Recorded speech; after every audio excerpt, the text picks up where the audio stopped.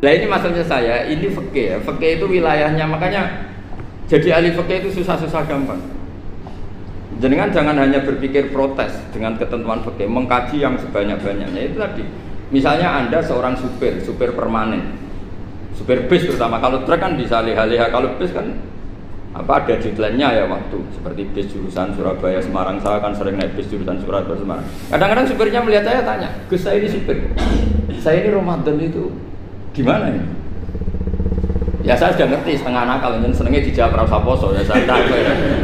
Tapi masalahnya secara fikih kalau kamu menghargai, kamu harus puasa terus. Kamu melanggar konstitusi ilmu. Memang musafir punya diskon? Boleh? Tidak puasa. Pertanyaannya, bayarnya kapan? Nung Syawal ya nyupir lagi. Dzulqa'dah nyupir lagi. Nanti sampai Ramadan ya. Nah terus, ya pas kamu cuti. Biasanya cutinya pas sakit. Boleh diskon lagi karena sakit. Coba. Nggak, andai kan Anda jadi ahli fikih milih zaman. Lo kalau orangnya soleh terus kayak ustadz-ustadz di sini kayak dosen UI kan, masa dosen UI Universitas Islam nggak Islami kan nggak mungkin. Mungkin memilih poso kan. Masalahnya ini kan hukum untuk orang kebanyakan, nggak boleh hukum mosok gak kuat. Bu, sahur jam 3:30 ngombe vitamin pokoknya harus kuat. Itu udah hukum, itu saran. Hukum itu beda dengan saran. Hukum itu hanya berpijak musafir itu boleh iftar. Kalau saran memang boleh, ya usahakan kamu makan 3:30 pas fit, terus kalau nyumpir selesai jam 10 nanti istirahat. Memangnya majikan bisa ngatur jamnya? Itu fikih. Maka menjadi perdebatan yang namanya pergi itu apa? Menurut Imam Syafi'i pergi itu ya dari rumahnya ke tempat yang asing yang tidak wilayahnya namanya pergi. Menurut Imam Ahmad bin Hanbal enggak. Pergi itu tidak kerja. Jadi orang yang supir yang seperti itu namanya tidak pergi tapi kerja. Tanyakan ke publik, misalnya jenengan ke UI, istri kamu atau suami kamu ditanya, istri kamu kemana? Kira-kira jawabnya bilang pergi jalan-jalan apa bilang kerja? Kerja. Makanya kata Imam Ahmad bin Hanbal, mudi musafar atau orang yang berprofesi, yang profesinya memang harus pergi, kayak traveling atau supir, maka itu namanya tidak pergi, namanya itu kerja. Karena apa? Sekali distatuskan pergi, maka ikut status yang dikatakan Allah dan Rasul dapat diskon boleh tidak puasa. Maka terus kita debat tentang definisi. Nah definisi ini penting karena yang menjadikan hukum rubah itu definisi. Misalnya gini mbak ini ngaji saya, statusnya kalau pakai status saya ajnabi, orang lain babak ajnabiyah, maka hukumnya saya melihat babak ini haram karena statusnya ajnabi melihat ajnabiyah yang tidak mahram. Tapi kalau di fikih itu ada statusnya. Di antara lelaki boleh muwajahah sama perempuan adalah 1 untuk belajar, 2 untuk muamalah, 3 untuk kesaksian, 4 untuk pengobatan. Itu kan ada pengecualian. Sehingga statusnya sekarang mbak itu belajar, apa ingin melihat Gus Bah atau Gus Bah itu mengajar atau ingin melihat itu statusnya bisa rubah ya. Makanya kalau sebetulnya kalau kita marung di warung misalnya Padang, kita nggak pilah-pilah, kebetulan pelayannya perempuan itu masih bisa dikhilah secara fikih. Saya muamalah marung, cuma kebetulan penjaganya. Tapi masalahnya Pak ini punya daftar penjaga yang cantik, itu yang masalah. Maka pertanyaannya itu marung ke situ demi marung apa demi melihat? Tidak jawab saja. Demi marung apa demi melihat? Kalau demi marung supaya kenyang, penjaga yang sangar-sangar juga banyak. Akhirnya kalau demi makan, penjaga yang cowok kan banyak. Kalau demi melihat, berarti yang dihitung kan niatnya. Berarti karena muamalah apa karena melihat? Melihat. Itu status. Jadi makanya kalau mudi musafar itu namanya orang pergi atau orang kerja? Orang kerja. Maka menurut pikirannya Imam Ahmad bin Hanbal seperti itu harus puasa karena dia adalah pekerja bukan musafir. Lalu dalam masalah jumlah 3 hari misalnya, kalau dalam fikih kita, nggak saya kenapa ngomong fikih terus ya karena banyak yang melupakan fikih. Jenengan pergi haji. Zaman Nabi haji itu jamak dan qashar terus. Padahal hajinya Nabi itu, haji itu minimal kan berapa hari minimal itu? 9, 10, 11, 12. Sebenarnya haji itu minimal hanya 4 hari. Karena 13 Dzulhijjah bisa nafar apa? Awal. Kalau nafar awal berarti nggak ada kewajiban nafar sani. Berarti yang wajib betul kan tanggal 9 wukuf di Arafah, terus 10 biasanya ifadah sama balang jumroh apa? Aqobah, terus 11, 12 itu kan sudah boleh cabut karena apa? Nafar apa? Awal. Berarti nggak usah nafar apa? Sani. Berarti hanya berapa? 4. Tapi Nabi haji di Mekah Medina itu sampai 40 hari karena perjalanan. Pertanyaannya, ketika Nabi menjamak dan mengqashar itu cara Imam Syafi'i lis safar. Karena Nabi orang Medina datang ke Mekah dengan jarak 460 kilo, maka Nabi boleh jamak dan qashar. Jadi pikiran Imam Syafi'i, jamaknya Nabi itu lis safar karena pergi. Cara pikiran Imam Malik enggak, jawabnya Nabi itu lin nusuk. Nabi menjamak sholat itu karena melakukan ibadah haji. Efeknya adalah orang Mekah kalau haji itu cara Imam Malik meskipun jaraknya dekat boleh apa? Boleh apa? Qashar, boleh jamak qashar. Lalu terus ada pertanyaan fikih lagi. Lalu jamak qashar itu karena pergi apa karena masyaqqah? Karena repot. Coba kalau sampean kira-kira jawab. Misalnya kita orang kaya bawa uang 1 miliar naiknya Alphard, ada supirnya, ada ajudannya, pergi di jarak 100 kilo.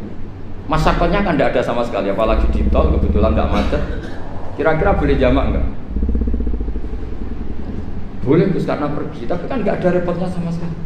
Dibanding misalnya yang ngebis bawa beras 1 pintal gitu kan, udah gitu suruhan orang lagi kan pusing. Maka fikih ini untuk memberi hukum itu, kalau fikih itu menstatuskan dulu. Ini orang boleh jamak itu karena masyaqqah apa karena safar. Lalu kalau setelah karena safar itu karena jaraknya apa tingkat masyaqqahnya. Kalau karena jaraknya ya tidak juga. Tidak juga gini maksudnya. Mungkin Anda tidak pernah terpikir begini. Kalau saya mau ke Jakarta, kemudian sampai Purworejo itu sudah waktu zuhur. Saya boleh nggak zuhur di situ sama saya? Boleh kan? Padahal perjalanan saya belum capek. Artinya nunggu boleh jamak itu setelah kita menempuh jarak itu apa menuju, sedang menuju dan niat. Sedang menuju dan niat. Misalnya saya mau ke Jakarta, saya orang Sleman mau ke Jakarta, itu sampai mana itu Magelang itu sudah boleh jamak kan? Boleh nggak? Boleh karena saya mau ke. Nah pertanyaan secara fikih mungkin Anda tidak terlintas. Ternyata ditelepon sama istrinya nggak jadi pergi. Padahal sholatnya kadung di jamak, duhur dan asar. Apakah setelah di rumah sholat lagi? Sampean nggak pernah mikir gitu. Karena tidak nekuni fikih. Jadi orang fikih itu sudah pusing, makanya jangan diprotes terus. Kita ini sudah pusing, tapi orang itu enak aja protes terus. Tidak menurut jenengan nanti wajib sholat lagi enggak?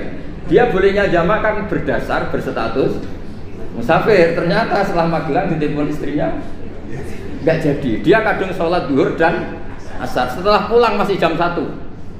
Terus ada asar, wah bukan sholat.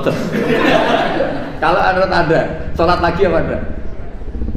Jangan saran. Kalau saran, wah sebaiknya sholat lagi. Itu tidak hukum, itu saran itu namanya. Saran dengan hukum beda. Sholat lagi pada. Loh, ketika ada jaga itu berdasar malas atau berdasar hukum? Apa?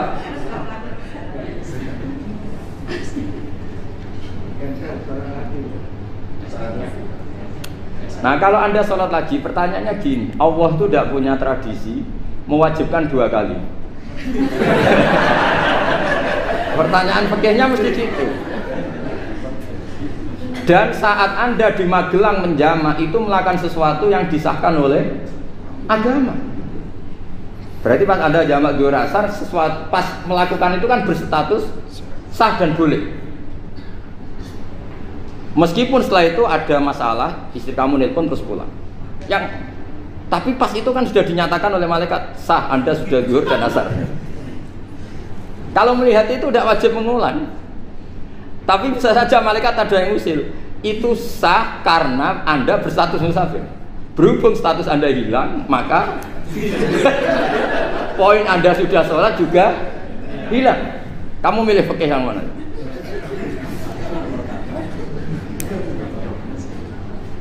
Jadi peneliti fikih itu beda dengan orang-orang yang dengarin protes. Beda karena nengkuni. Nengkuni itu beda karena ada konsekuensinya. Makanya fikih itu sampai saya punya kitab fikih itu dikarang satu orang itu jumlahnya 20 jilid. Per jilid itu segini. Jadi satu meja ini dikarang satu orang. Itu mulai yang presisi, yang detail sampai yang khayal. Yang khayal juga ada. Yang khayal itu tadi beliau banyak menghayalkan diri. Suatu saat Anda datang ke Mekah itu hanya butuh waktu 20 menit. Zaman itu belum ada pesawat. Lalu boleh gak jamak? Boleh gak nakal? Nakal itu begini. Sampai orang kaya punya jet pribadi, misalnya ada Ronaldo masuk Islam, orang kaya, itu bisa gak puasa? Karena begini, misalnya dia orang, contohnya orang Arab ya, orang Arab, jangan orang. Gak, contohnya itu dibalik saja. Di sini itu kalau imsak jam berapa tuh? Imsak Ramadan jam berapa? 3:30 aja biar aman ya. Kalau 3:30 kan masih imsak. Dia terbang ke Mekah. Jadi orang sini puasa jam 5 kan mulai puasa. Dia terbang ke Mekah kan masih malam. Makan terus dia. Mekah mau ada matahari terbang lagi ke barat. Karena dia menghindari berstatus puasa. Atau sebaliknya, dia orang Mekah jam 12 puasa. 12 siang puasa. Dia, wah kalau 6 jam lagi buka bisa barabe saya. Terbang ke Indonesia. Ke Indonesia terbang baru 1 jam, di sini sudah buka. Itu khayal. Jadi itu ada khayalnya. Itu lama dulu sebelum ada pesawat sudah mengkhayal gitu. Bolehkah orang yang di Masyriq ke Maghrib demi itu? Kalau Anda jadi Raja Salman jam 1 kok sudah nggak kuat apa? Puasa, itu diberi saran terbang ke Indonesia. Itu kalau pakai jet kan nggak sampai 9 jam, 1 jam ke Jakarta. Sudah ada wow akbar. Bukan. Boleh enggak? Loh mau kamu enggak bilang, oh enggak boleh. Wong di Jakarta sudah guru Samsi. Masa sudah matahari terbenam orangnya enggak boleh? Bukan. Leja. Apa? Kalau resikonya gini, sampean mungkin nggak mikir, resikonya gini, kalau dia berstatus musafir, bolehnya buka karena musafir, pertanyaannya dia wajib bayar. Kan musafir bolehnya kodok nanti harus bayar, tapi kalau dia buka normal kan nggak harus bayar, beda, efek-efeknya beda.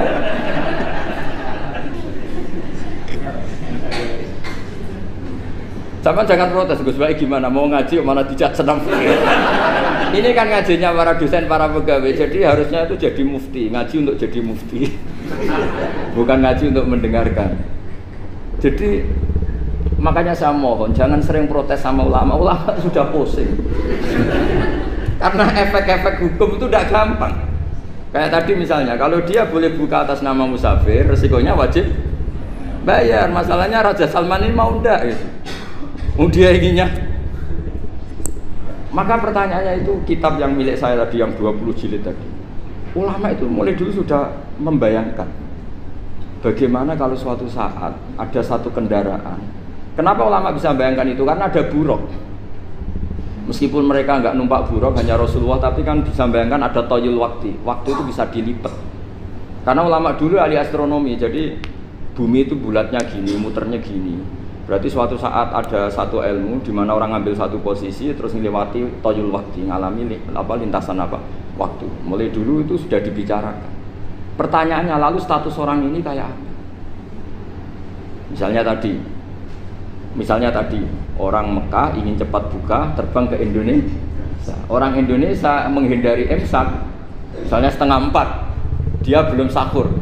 Wah kalau saya di Indonesia ini sifatnya sahur. Wah saya tak terbang ke Mekah. Enak kan terbang di Mekah ternyata masih jam 8. Wah bisa makan sepuasnya jam 8 malam, maksudnya jam 20. Pan enak dia.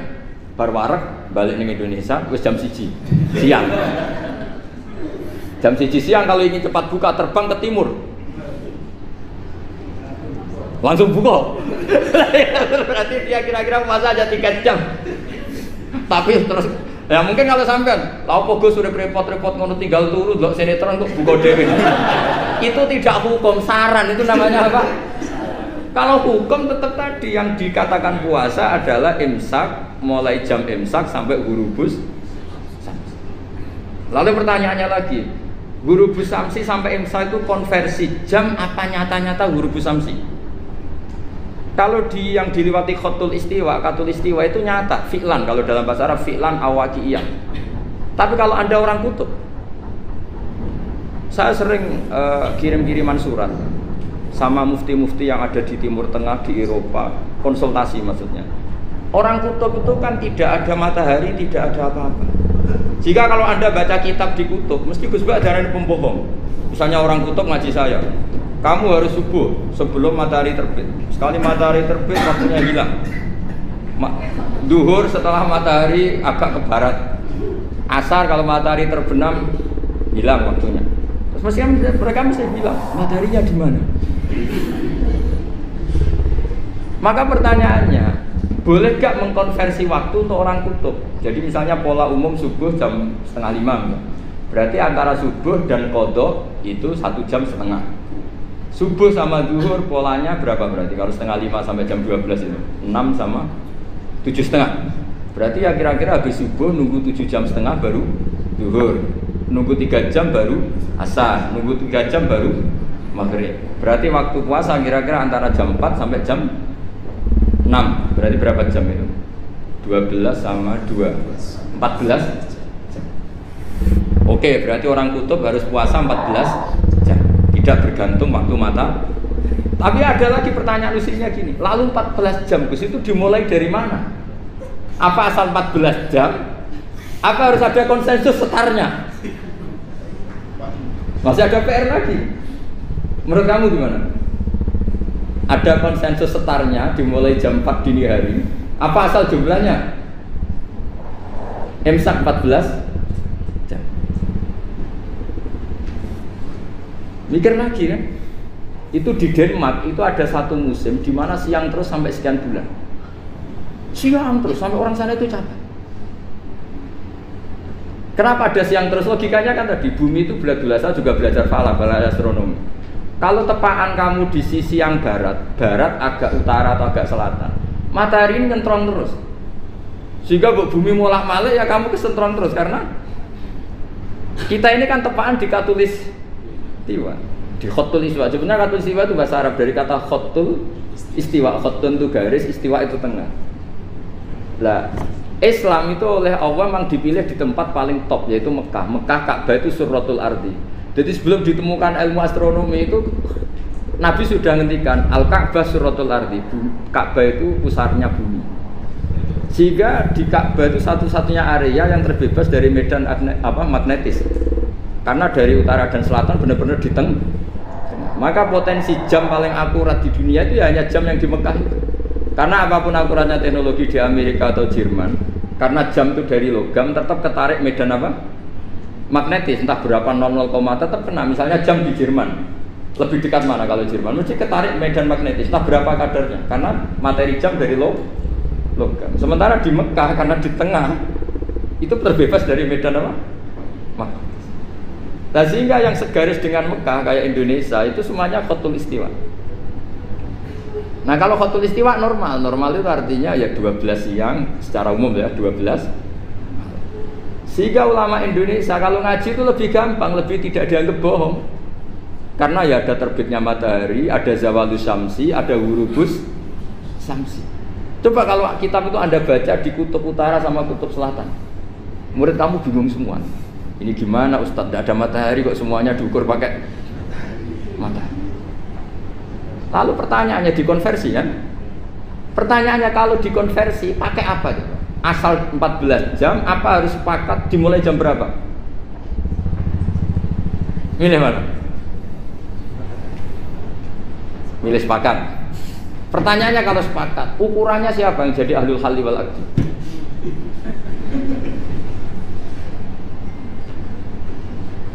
Jadi orang fikih itu sudah bingung, makanya saya mohon jangan sering diprotes. Saya pernah ketemu ulama, saya kan sering ikut komunitas di New York. Itu andekan dibur, itu pas persis Ka'bah. Jadi buminya itu kalau dibur itu pas persis Ka'bah. Lalu pertanyaannya, ada kiblat tidak di sana? Ya bumi kan gini ya. Kalau dalam bahasa falak itu ada rubuk namanya. Rubuk itu bumi yang sewaktu itu hanya yang seperempat. Ya bumi yang sewaktu itu hanya seperempat. Jadi kita sekarang siang, berarti yang baru siang hanya seperempat bumi. Nanti yang malam ya hanya seperempat bumi. Ya, misalnya sekarang kita di sini siang, di Arab Saudi kan belum, ini masih setengah 6. Ini sekarang di Arab Saudi baru setengah 6. Lah itu ada daerah di mana dengan Ka'bah itu pas atas sama bawah. Harusnya kan bebas arah. Apa? Bebas arah. Lalu orang sana sholatnya itu menghadap kemana? Pernah ulama New York itu minta fatwa ke Rabitatul Alam Al-Islami. Lalu kita harus menghadap kemana? Makanya dalam dunia anekdot ulama itu ada anekdot Abu Nawas itu orang yang nggak pernah kalah debat. Dia tuh terkenal nggak pernah kalah debat. Tapi dia ada ilmuwan. Dia punya tetangga ilmuwan, punya pengaruh besar. Semua orang ngaji ke ilmuwan itu. Mantelnya bukan main, karena dia ahli falak, ahli astronomi. Mau nandingi dia tidak bisa, gak nandingi itu reputasinya jatuh. Orang itu berteori kalau bumi itu bulat-bulat. Kalau kamu jalan ke sini, maka akan ke titik yang suatu saat si profesor ini kemalingan, terus minta tolong Abu Nawas rumah saya kemalingan. Terus lari kemana malingnya? Ke timur. Setelah ke timur, larinya ke timur. Abu Nawas lari ke barat. Lari ke barat. Terus ditanya, sudah tak bilangin malingnya lari ke timur kok kamu lari ke barat? Nanti ketemu di titik yang sama. Sebenarnya itu profesornya makel. Oh kamu nyindir loh. Artinya Abu Nawas gak terima. Teori Anda itu gak bisa. Secara keilmuan benar, tapi secara faktual gak boleh. Berarti kalau ada orang ngejar istrinya lari ke timur, dia harus tetap ke barat. Nanti ketemu di titik yang sama. Jadi malingnya tuh lari ke timur, Abu Nawas ngejar ke barat. Ketika ditanya profesornya, sudah bilangin malingnya tuh lari ke timur, kenapa ada ke barat? Kataan kan nanti ketemu di titik yang sama karena bumi bulat. Nah pertanyaannya gini, lalu kalau yang segaris itu ada arah enggak? Kayak New York tadi. Menurut kamu tetap berkiblat apa enggak usah? Loh kalau yang rubuk jelas. Loh gitu, kalau rubuk begini loh, misalnya begini, terus kamu di sini sama sini kan masih ada arah, tapi kalau sini sama sini masih butuh kiblat enggak? Lalu sama ndak usah protes, orang fikih sudah pusing, ndak usah diprotes karena yang dipikir itu macam-macam. Lah ya makanya ini kan ini mengkaji ya, saya mohon ya kayak tadi ini mengkaji, saya mohon saya cukupkan sekian. Sementing apa ya kita ada respeknya lah sama ulama. Jadi ulama itu susah, mikirnya susah, harus tanggung jawab di depan Allah, di dunia diprotes terus.